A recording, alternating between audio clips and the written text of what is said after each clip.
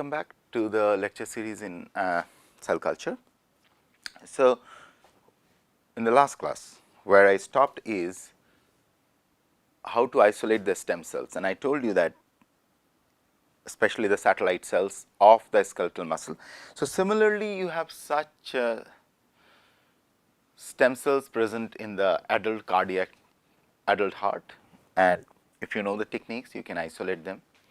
Same way you have such stem cell population sitting in the spinal cord, and there are several efforts which are happening across the world if you isolate those cell types and let them divide and make them form neurons and put it back, and there are several studies which are or several attempts which are happening all over the world to develop these kind of techniques. But what is important is the basic fundamentals.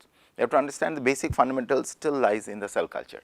How you really do it, how you can isolate these different cell types, how you can separate them apart, how you can grow them in a controlled condition, how you can grow them in a defined condition, how do you know that what you are doing in this particular lab will be repeatable in another part of the world. So, when I started this skeletal muscle with you, this was one of the objective I want to tell you, that skeletal muscle growth is very interesting. First of all, let us talk about the development biology of skeletal muscle growth, and then we will come to the challenge of in vitro development biology when we have to talk about how to culture these cells in a dish. So, the way skeletal muscle grows is why I told you that why you cannot take the direct tissue, you only have to rely on the satellite cells to grow them. So, let us start off with, so this is our lecture 3 and this is week 7. Okay. Now, in the mother's womb, the way skeletal muscle is formed is something like this. So, there are certain cells which are predestined to become skeletal muscle, right. This population what I am drawing now is that population. These are predestined to become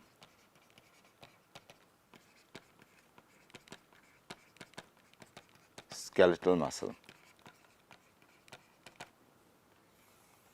Now, these cells reach the specific site, maybe it may be a limb or some other part wherever the skeletal muscles are needed. So, what they do once these cells reach their specific spot, they align themselves and they divide. So, they divide like this, and you really can see. So, this is the division happening.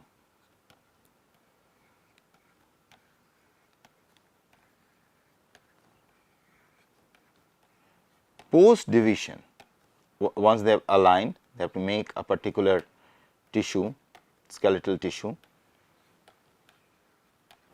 This is the step 1. Next thing what happens is these cells slowly, they have a multiple alignment which happens.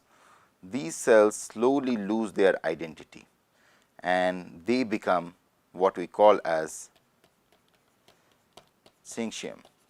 They become a continuous structure like this.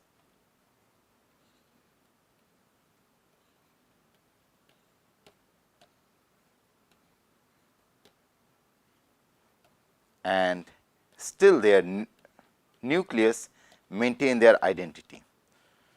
So, eventually what you see starting from there, what you get are they form very interesting tube like structure like this, multinucleated tubes, multinucleated tubes. And these multinucleated tubes are called myotubes. Myo means muscle and tubes means tubes of muscle. And these individual tubes of muscle, so this is the smallest unit of muscle tissue. Smallest of all, this is the smallest of all unit. Okay. So, these tubes align with each other to form what is called myofibers, and these myofibers align with each other to form complex muscle tissue. So, it is a complex process which happens in your body once we are formed. So, first step, these are predestined, when they reach there, so there is a division. Okay. There is a huge amount of division. After division, these cells lose their individual identity. Okay. Followed by that, they form tube-like structures, and these tubes are called multinucleated tubes or myotubes. Now, from a myotube, you cannot again, as of to the best of my knowledge about biology, you cannot again regain a single cell. So, because it is a continuous tube with multiple nucleus. So, there is, as of now, again as of now, there is no way that I separate them and they repair and they give me single cells like this. So, once a myotube is formed, again with a word of caution, this is what I know. From a myotube, you cannot regain the cell, but from a cell, you can make a myotube. Why I am telling you this story? I am telling you this story because in the last class, when I told you why you needed adult satellite cells to make a skeletal muscle is the reason. Because out here, if you look at this part of the hind limb, so this hind limb is something like, what you will see is this kind of wonderful fibers which are making this hind limbs. Beautiful fiber like structure, and these fibers are multinucleated fibers like this. You can stain them, you can see wonderful staining, and which is maintaining this nice cytoarchitecture. But when you will try to isolate, you won't be able to isolate single cells from there. Your only option underneath it, out here somewhere, you will have some very interesting individual cells, big individual cells sitting. And apparently, this is believed, or this is partly proven, that these cells, whom we call satellite cells, are involved in skeletal muscle repair. Obviously, how they will repair?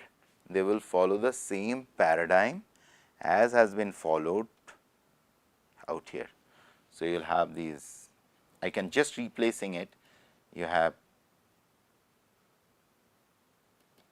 stem cells or satellite cells in case of skeletal muscle, satellite cells.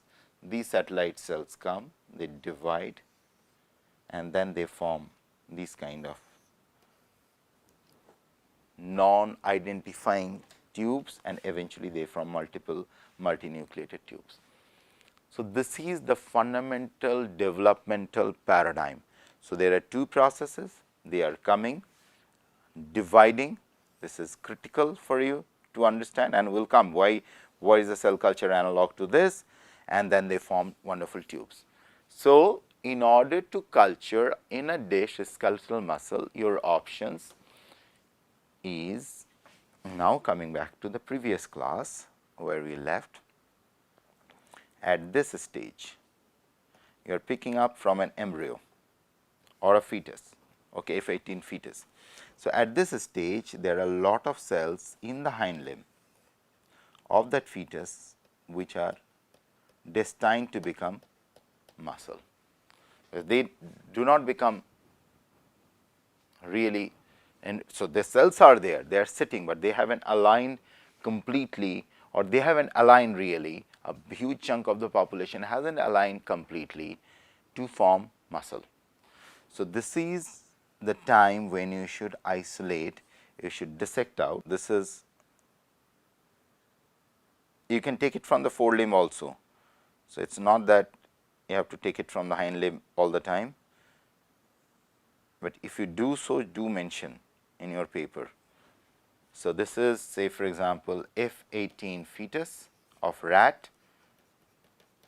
What you do, you from this location out here, you open it, and using very nice microforceps, you pull out the chunk of tissue from there. Then what you do, you dissociate it, dissociate the tissue into single cell suspension. From these single cell suspensions, so what you have is single cell suspension, something like this. So, this dissociation, mostly people use trypsin as a dissociating agent, sometimes trypsin plus mechanical dissociation, and you can use papain also, but it is advisable that you use trypsin because these are very hardy tissues and it is not easy to dissociate them into single cell suspension. But if you use trypsin, you have to ensure you use it for a small period of time, say 15 minutes to half an hour, and 15 minutes to half an hour, and then you use an antitrypsin to stop that reaction, otherwise it will damage the cells beyond recovery. So, you have to stop it. So, then what you get is a single cell suspension in some form of media where you wanted to grow them. Now, you realize that there are two steps into this reaction. There is a division step, there is a differentiation step. Now, I am introducing two more terms now. One I have already introduced, division. So, division is the zone where these individual cells are dividing, these muscle cells, and then there is a differentiation phase, and this differentiation phase is when they are forming these tubes. And it is very interesting to note that this tube formation won't happen if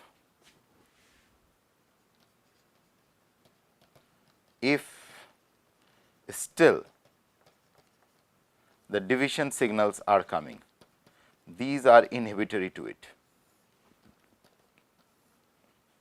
If division signals are coming, then you cannot allow these cells, they will never form a tube.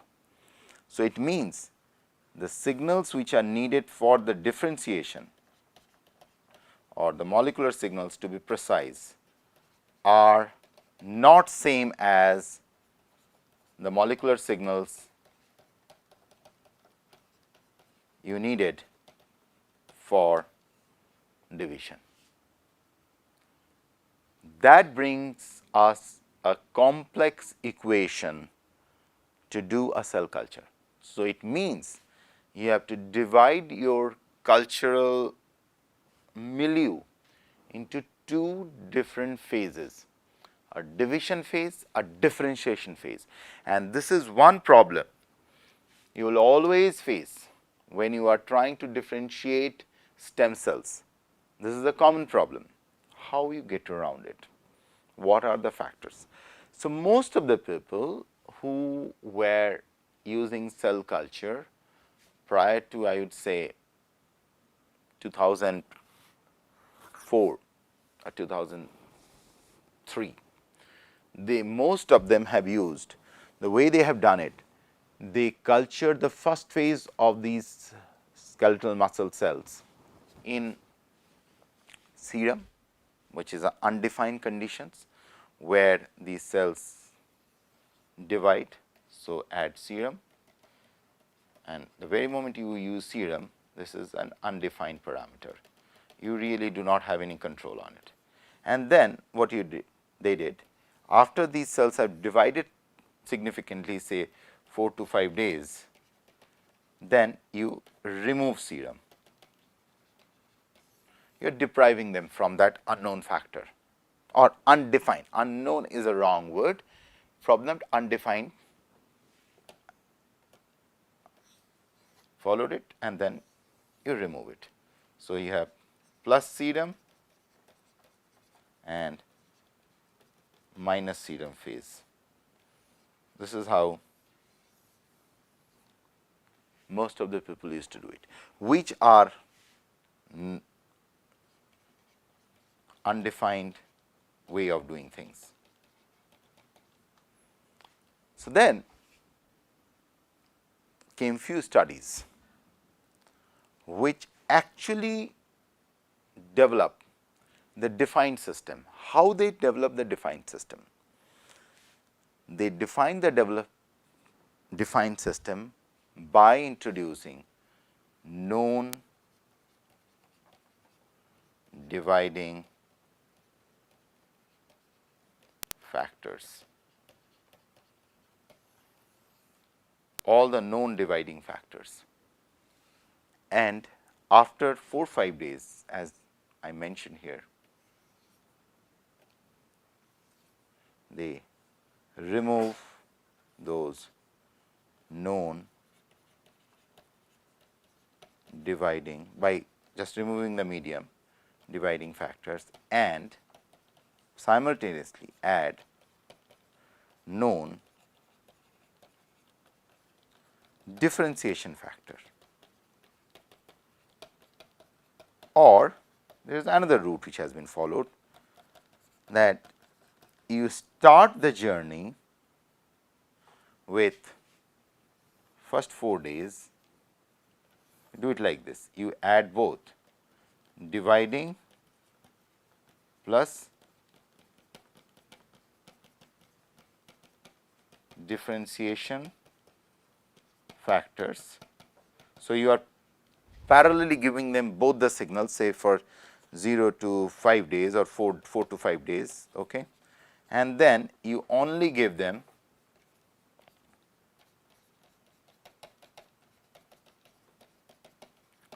differentiation factors, and these are all known factors. Okay. So, what development biologists have already proven that these XYZ factors can help in the differentiation, or this, like one of the dividing factor is called basic fibroblast growth factor, which commonly is called basic FGF. I mention it basic because there is an acidic part also. There are acidic FGF which I am not mentioning here. They are needed acidic, or just for your note, acidic FGF is needed for adult spinal cord motor neuron regeneration, just for your information. So, here we are talking about basic fibroblast growth factor, which is a known dividing signal. It is known in the presence of basic fibroblast growth factor, cells will divide. Once they divide and sufficiently divide in those first 3-4 days, then what you do, from your medium or milieu, you just remove it. Basic FGF is now removed. Once the basic FGF is removed, then what you are left with are only the differentiation signals, and these differentiation signals then will give these cells this second fate. And the development of these kind of cell culture models, where all the parameters are known, all the steps are known, how you do it, are termed as the defined systems. But then just by developing a defined system does not prove anything till you see in your dish that these skeletal muscle what you have developed or what you have divided and differentiated in a dish started to contract. If they do not contract, then you have failed in your duty. Why? Now coming back, what happened during this phase? So when these tubes are formed, so initially what you have? You have these cells, and these cells have lot of filamentous protein on their cell membrane, and those filaments mostly are actin and filament, actin and myosin. Okay.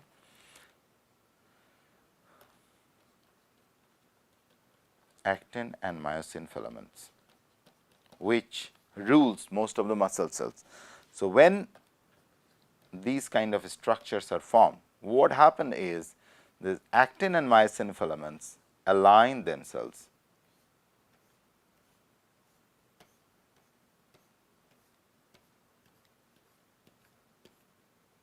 like this.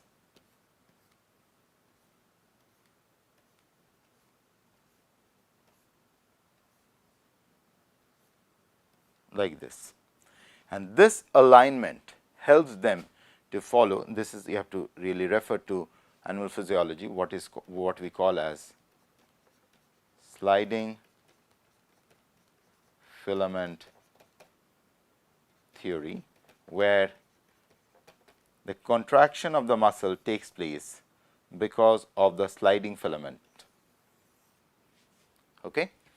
And this sliding filament is being brought out by a calcium spiking or calcium rush. Okay?